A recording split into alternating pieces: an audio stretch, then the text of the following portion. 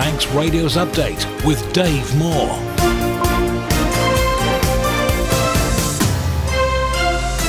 The time is 5 o'clock. You're listening to Manx Radio. I'm Dave Moore, and this is Update. Welcome to the programme. Half an hour of the latest news in the Isle of Man, plus Manx sport, business, travel updates, along with the newsmakers in person. Coming up, a Douglas man alleged to have broken bail terms walks free from court after police deliver him too late. The redevelopment of Douglas Promenade did not go over budget, says the Treasury Minister. And there's governmental agreement over assisted dying proposals. That's all coming up in the next half hour. First of all, with the update news headlines, here's Christian Jones. Fastamai. Changes to the residency requirement for a person requesting an assisted death under proposed new laws have been supported by the Legislative Council. Members voted in favour of an amendment to reduce the amount of time a person has to have been a resident on the island from 5 years to 1, but added they must have been a resident at the time of their diagnosis. The amendment reduces the risk of this type of activity and the inevitable burden it may place on our systems of care. The redevelopment of Douglas Prom didn't go over its final budget, according to the Treasury Minister. Alex Allenson revealed the total price tag was around the £27 million mark. An Albury Castletown and Maloo MHK says a decision to leave House of Keys questions unanswered today is certainly not a great message. More than half of MHKs vetoed continuing with the question paper during the final sitting of the year. Winning the Lifetime Achievement Award in this year's BBC Sports Personality of the Year is the icing on the cake for the career of Sir Mark Cavendish, according to his former coach, Dot Tilbury. What Mark Cavendish has achieved will inspire children from every sport. The Manx missile will receive the accolade at a ceremony tonight. And this evening's Manxman crossing to Heysham has been cancelled due to adverse weather forecasts. Its overnight return has also been scrapped too. Passengers are being asked to contact the reservations team to make alternative arrangements. In international news, the father and stepmother of Sarah Sharif have been given lengthy jail sentences for subjecting her to what a judge called despicable abuse. You fully intended to hurt her, and to hurt her badly, and you did not care what the consequences for her would be. The pair will spend at least 73 years behind bars collectively. Council tax is expected to increase by almost £330 million to fund policing across England and Wales next year. UK ministers say it strikes the balance between protecting taxpayers and providing funding for police forces. And England have won their first women's cricket test since 2014. They thrashed South Africa by 281 runs. Those are the update news headlines. Next at 6. Thank you, Christian. Moving on to the weather. Cloudy with outbreaks of rain or drizzle, turning heavy at times this evening as the strong southerly wind reaches gale force in places. Staying fairly mild overnight with temperatures no lower than 9 degrees Celsius. The last of any rain will quickly clear away tomorrow morning, leaving the rest of the day generally dry with only a small risk of an isolated shower. The strong westerly wind will gradually veer northwest and ease throughout the day. Best temperatures 11 degrees Celsius, and a mixture of sunshine and showers on Thursday, potentially turning wintry over the hills. Strong northwest winds and a top temperature of just over 8 degrees Celsius. Manx Glass and Glazing can supply and install single, double and triple glazing. Call 674 573 or visit the showroom on the Snugborough Trading Estate. TE Carbon provide new memorial stones, grave renovations, new inscriptions and fire hearths. Visit us at Hope Street, Castletown or at Broadway, Douglas, or call 844 440. TE Carbon, here when you need us. Most builders start with a hammer and saw. Manx Construction start with ideas and imagination. For new build, extension or home office, Manx Construction offer full service from planning to completion. Call Tony on 452 688. We all need peace of mind. That's where Peace of Mind Manx Will Writing Services can help you. From just £149 plus VAT. Call 671 001 or go to peaceofmind.co.im. At Bond Fabrics, we're not just a fabric shop. As well as curtains and upholstery and dress and costume fabrics, we've knitting and crocheting wools, made-to-measure curtain and blind service, plus poles and tracks. Visit Strand Street, Douglas, call 611856 or see bondfabrics.im. You're listening to the Isle of Man's quintessential daily news and current affairs roundup. Update on Manx Radio. Members of the Legislative Council have agreed to cut the amount of time a person will have to live in the Isle of Man before they can request an assisted death from 5 years to 1. However, those diagnosed with a terminal illness before moving to the island won't be eligible, and they'll have to be registered with a GP on island. Diane Kelsey and first Rob Mercer outlined their amendments during today's sitting of MLCs. This amendment directly addresses that concern and ensures that a person must be ordinarily resident, and goes further by adding that they must have become ordinarily resident for at least a year prior to receiving their terminal diagnosis. And with this amendment, I've tried to walk this fine line between providing compassion and addressing concerns. My amendment effectively means that anyone who's already diagnosed would not be eligible for assisted dying if they were to travel here subsequently. The amendment reduces the risk of this type of activity and the inevitable burden it may place on our systems of care. My amendment to Clause 4 it adds the requirement for the patient to be registered with a general medical practice in the island. This echoes the clause within the Westminster Bill, which obviously it's being discussed at the moment and may or may not be, it may not stick. But it felt like in conjunction with all the other things about being a resident, being settled, if we don't have somebody who's registered with a general medical practice, is there a possibility of things slipping through the net? So it just felt like a very sensible addition, which has been supported by everyone I've spoken to, but it is for members of this council to make a decision on. But it was just a simple addition of you have to be registered with a practice, and that could be a private practice, but you have to be registered on the island. The redevelopment of Douglas Promenade didn't go over final budget, according to the Treasury Minister. Alex Allinson confirmed the final cost was $27,730,000 in the House of Keys today. The project took several years to complete and saw a number of complications, including being late, over its original budget and hampered by the COVID pandemic. Dr. Allinson was asked whether he believed it had been value for money. The total expenditure incurred against the Douglas Promenade scheme was £25,730,000, as can be seen in the 2023-24 Pink Book. The final Tynwald approved budget was also £25,730,000. The final costs allocated against this scheme exclude those relating to capital inflationary pressures. Additional costs amounting to £2.2 million were met by the capital inflation scheme that sits within Treasury. This gives a total cost of the completed scheme as £27,730,000. This was a complicated project. I think everyone expected it to be a complicated project when it started out, but there were some significant delays in it. The work on what was at the time meant to be a 2-year project began in 2018. It was originally scheduled to finish in October 2020. That was then pushed back to August 21, caused by multiple delays, including a global pandemic, and also rescheduling of the scheme to account for the significant impact it had on some of the businesses on the prom, which was subject to significant debate in this Honourable House. In terms of the value for money, when you look at the amount of work that was done both below the surface and on the surface itself, I think this is a significant investment into the capital city of the Isle of Man, and it had to be done.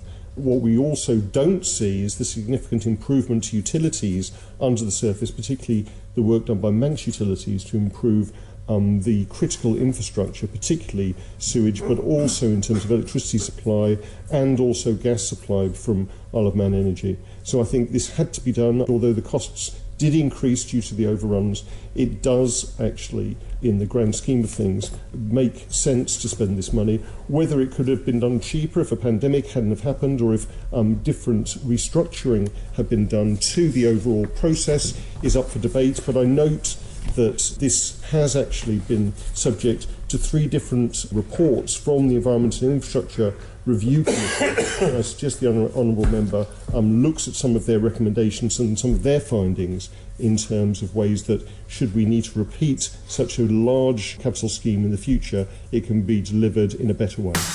You're listening to the Isle of Man's quintessential daily news and current affairs roundup Update on Manx Radio. A Douglas man who was arrested after allegedly breaking his bail conditions walked free today after police delivered him to court too late.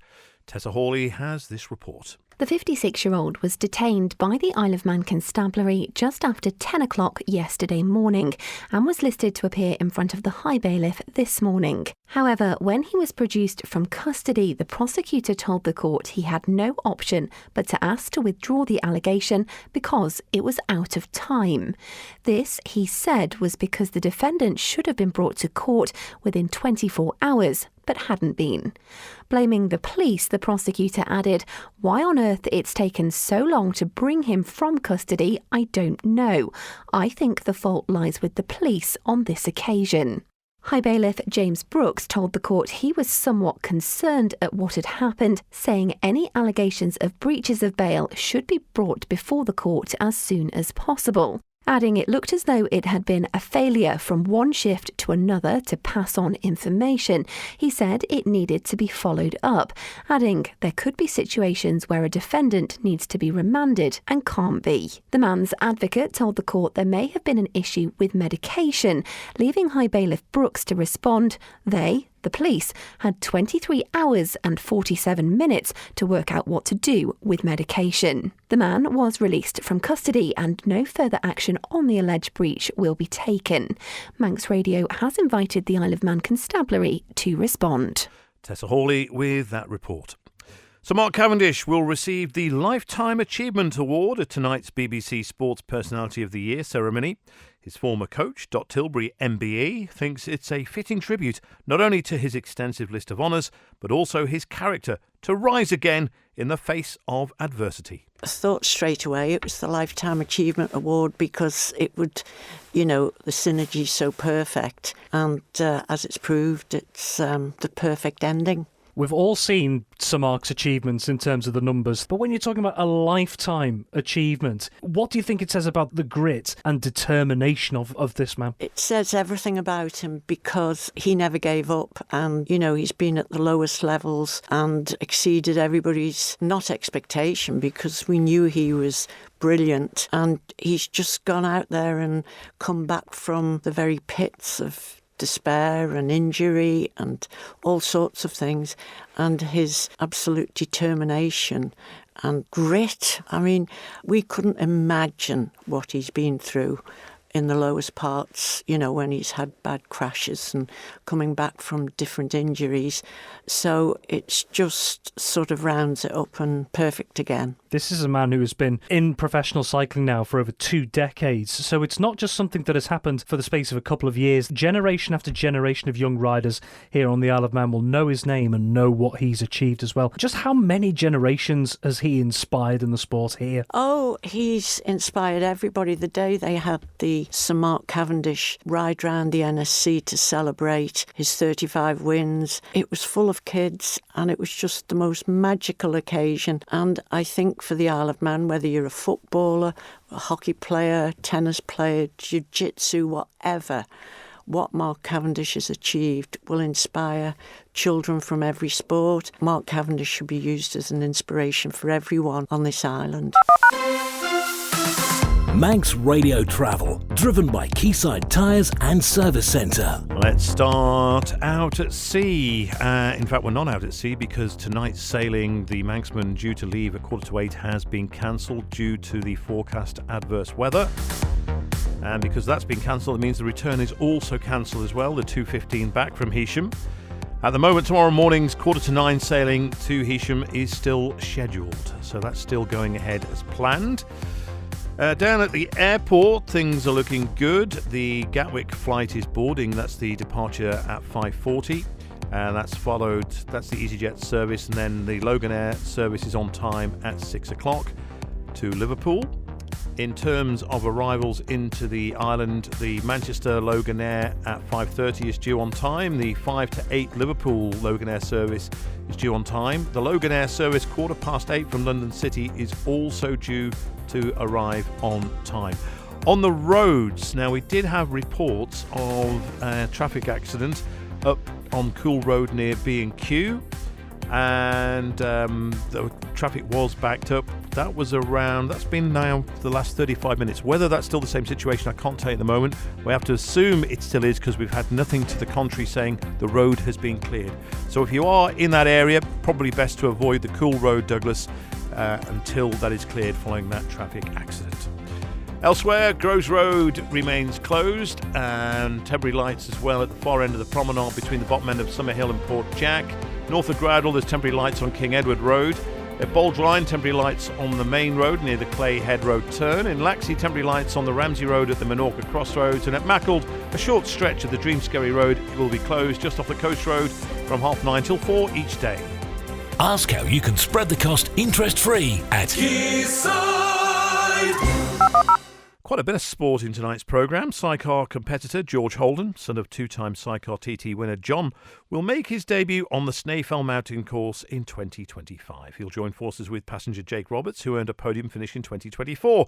Both explain how much they're looking forward to this new chapter. Oh, I can't wait. It's been a long time coming. Obviously, been going with my dad for years and years and just been submerged in it. So it's like to get the chance to go down the hill now, really can't wait. I've always had an idea of going and wanted to go. And when I started racing back in 2019, I was more focused on the F1. And then once we just gained a bit more experience and got comfortable with riding, like the TT was always blooming, if you will. And so these last couple of years, it's just been within the pipeline to go and have a go. We were both looking for a ride going into the 2025 season and got like on each other's radar, if you will. So a bit of a conversation, and both our goals and interests and everything were pointing in the same direction. So, and I got on with Jake well. He's a good lad. So we've decided to team up and looking forward to it. We've got lots of testing planned at various like UK circuits, hoping to do the British F2 Championship as well. And just basically anywhere we can get on the bike, we'll just keep riding, do as much as we can. Jake, how excited are you for this new chapter at the TT next year? I'm probably equally as excited as I was going into this year with Dave. It's obviously a slightly different challenge. More with Dave, it was just sort of making that mark and putting full preparation into that personally, whereas going into this with George, it's hopefully going to be a nice long partnership for many more years to come, and also to just grow and learn together as well, which will be I think really exciting. I think it's going to be really, really exciting, but at the same time we're both sort of on the same wavelength, where you see this sort of thing like the TT from such a young age and you see sort of the behind the scenes of how everything works. You really do have a different take on like the respect you've got to have. So that side of it is really comforting as well, going out knowing you'd be sharing that machine with someone just as like-minded as you. Not that anyone goes out gung-ho or anything like that, but it's just stuff like that builds really strong foundations for being successful. Got no doubt in my mind that it's something I'd want to be invested long-term, so we've just got to sort of get cracking now. You're listening to the Isle of Man's quintessential daily news and current affairs roundup. Update on Manx Radio. Now, I'm sure we're all familiar with the phrase, a pet is for life, not just Christmas. Well, the Manx SPCA is reminding people of this during the festive period as it once again pauses adoptions during this time. Krish Burrock is from the charity and has been speaking to Amy Griffiths about the matter. Different breeds live for different amounts of time. Some extra large breeds can live up to 8 years. You've got terriers that can live up to, I know one that's 21 years old. So they can live for a very long time, definitely. So you've got the vet bills, you've got foods. If you go on holiday and need to board it or find someone to look after them, make sure you walk the dog in the winter. When it's raining and when it's snowing, they still need out for exercises. They might trash your house a little bit when they're younger if they're bored. They might bark and howl. All these things you have to take into consideration. And it's something that I feel like we talk about every single year, but do you still here at the MSPCA see dogs coming in the month or two after Christmas that have been given as pets? Yes, we do. We see rabbits, guinea pigs, cats and dogs. We're really hoping it doesn't have to happen this year. So we are hoping that maybe the message has hit home that it is an expensive luxury, really, to be able to own a pet at this time. And we're hoping that we don't have any extra furry friends coming through the door. Of course, Christmas itself can be quite an overwhelming time if you already have a pet. So have you got any advice for pet owners about how to maybe make it a bit less stressful for their animals? Yes, so you've got the usual toxic foods, your chocolate, obviously alcohol, etc. And a Christmas Day vet trip isn't quite on the cards for most people. And so I'd recommend obviously keeping their diet normal. For some dogs, cats and small animals, this might be their first Christmas. If you've adopted or purchased recently or rehomed, it can be quite scary. You don't know what their first Christmas was like. They might not be used to a tree. They might be not used to lots of people around their house. And so you've got to take that in consideration too. So sometimes the festive joy, as we love love it. It might be a little bit too much for a dog. So here at the MSPCA, what do you guys do for your animals here over the Christmas period? We actually pause our adoption process during Christmas time because it's a bit too much for a dog to settle into a home. It takes 3 days for a dog to learn where the toilet is, 3 weeks for them to realise what the doorbell is and what happens for that, and 3 months to get used to their neighbourhood walk. So it does take a long time for a dog to settle, similar to cats and rabbits and guinea pigs. Now then, as the end of the year draws closer, we're going to revisit a story we've been following for some time here at Manx Radio. 2024 marked the return to the island of Lochie Kirk. He was airlifted to a UK hospital 2 years ago following a serious car crash on the Switchback Road in Peel. This Christmas will be his first at home since his accident. Our reporter Chanel Saku has been to see him to find out more. People really do come together when there's a crisis, and our eyes have been opened up to that. Yeah, they call it a journey, don't they? And it has been a journey, and we're still on it.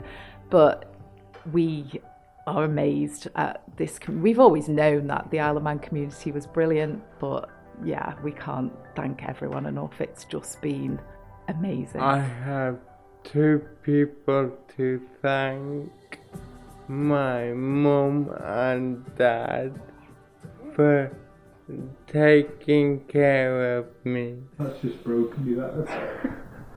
We're both crying now. Thank you, Lochie. That's broken me, but we're very proud to be your mum and dad. We're just pleased how hard you work and that you just get on with it and you don't complain, and yeah, we just love you to bits. Thank you for working so hard in your recovery. It's been, as you say, it's been a long journey. I don't know if you guys want to just any message out there for people, like all these young drivers that are just passing their tests. Please be careful, because Lochie was actually quite a good driver, and just lack of concentration, maybe a little bit too fast. Who knows? We don't fully know why. We're just getting on with it now because it's happened. And when we see these young kids on Facebook with their L plates getting torn up, please be careful, because this doesn't happen to you, it happens to other people. Only it's happened to us. So. The support, we're so proud to be part of the Manx community, and we're so proud of Lochie, how far he's come, never complains, always has a smile on his face. What a great guy. Thank you to everyone who's helped with this build. And you can hear more from Lochie and his family at 5:30 in a special episode of Island Life. Now, last week, the world of motorcycle racing said farewell to Tommy Robb. He passed away on Thursday at the age of 90. He was an Isle of Man TT race winner and one of the first of the non-Japanese riders to race for Honda in the early 1960s. After his racing career was over, he went on to become a commentator, most notably at the TT. Here he is at his regular position at Ballacrane, describing the action in the senior TT in 1978. And already he has the 2 boys in his sights. So this race is really on now. He's considerable time down. He's 24 seconds down on time, but we're having that corrected just at the moment to find out what the corrected time will be. But the fact that he's got the 2 boys in his sights will give him added incentive. And of course we know that Pat Hennon, once the bait is there, he will rise to it. And of course he's just about to rise to it at this very moment, because Williams and Heron were only some 500 or 600 yards ahead of him. Now we can tell you that Tom Heron leads John Williams on unofficial timing by 12 seconds, but wait for it, Pat Hennon is now only 16 seconds behind John Williams. So the race is really going to come to life again. Tom Heron is out in front by 12 seconds, Hennon is 16 seconds down. So remember that there's 28 seconds there between the leader Tom Heron and Pat Hennon in 3rd place. And what a man, what a fighter this American is, as we've seen in the circuits throughout the world. He'd come over here as a lone American in his first year, and of course we know the way he went round the TT, and he's done that ever since on every circuit throughout the world. And now here he is coming back with a bang. They're out on lap 5, less than 2 laps to go, and Hennon really bringing the race back to life. Has he decided he's had enough of hanging about? Has he decided that he's had enough of letting Tom Heron and John Williams play to the crowd? He's really going to bring it back to life. So of course when we go over to Belaf Bridge and Jeff Kennel, it'll be interesting to see if he's with them or if Hearn has got the message and has decided to leave Williams or vice versa. But the race is really coming back to life. Tommy Robb, the great Tommy Robb, who passed away last Thursday. Time now for sport with Rob Pritchard. Faster my Dave. Starting with athletics, Isle of Man endurance athlete Sarah Aston has taken a top 3 finish at this year's Telford 10K. As one of several Manx competitors involved in the meeting, Aston, competing for her club, Belgrave Harriers, claimed second in the women's race with a time of 32 minutes and 42 seconds. She would finish only 8 seconds behind women's race winner Amelia Quirk of Bracknell AC, whilst Dundee Hawkill runner Natasha Phillips finished third in the women's class overall and won the female under-20 category in 32 minutes and 56 seconds. There were also impressive performances elsewhere in the field from fellow Ireland athletes Mike Lunds and Dawn Atherton. Lunds won the men's 75-79 class by more than 9 minutes and set a new Isle of Man 75 record, clocking 45 minutes and 39 seconds. Meanwhile, Atherton managed to break the 40-minute barrier to finish second in the women's 40-44 section. Elsewhere in motorsport, it's understood TAS Racing are withdrawing from all road racing commitments next season, including the Isle of Man TT. It follows comments made by team principal Philip Neal at the recent Motorcycle Live show, with the squad now expected to focus on their British Superbike Championship commitments. The team won this year's Senior TT with Davy Todd, as well as the only Superstock TT race of 2024. At the Northwest 200, Todd and the team won 2 Superstock contests. And finally, FC Isle of Man has disputed a claim that its Father Christmas made what's been quoted as disgusting comments to a child over the weekend. The club has responded to an allegation which it says was made on social media following the home fixture against Stockport Town at the Bowl on Saturday. It says the board investigated immediately and it has been proven and subsequently accepted that the club Santa was not at fault. You can see the full statement at manxradio.com. But not the real Father Christmas. No. Good. Thank you, Rob. And that's it for Update for this evening, compiled from the resources of Manx Radio's news department. Thank you to newsreader Christian Jones. And if you have a comment on the news agenda, a story you think we should be covering, or just want to say hello from near or far, email update@manxradio.com. The stories you've heard on this update, much more Manx news, plus interviews, podcasts, and the web's biggest source of Manx videos are all at manxradio.com and via the free Manx Radio app. Like Manx Radio on Facebook, follow us on Twitter, and subscribe to the Manx Radio YouTube channel. And maybe you've just come home, or maybe just caught the end of this programme, you can listen again. Just go to manxradio.com and look for the Update podcast. This programme will be available in the next 5-10 minutes. That's it from me for now. I'll catch you again next time. Good evening.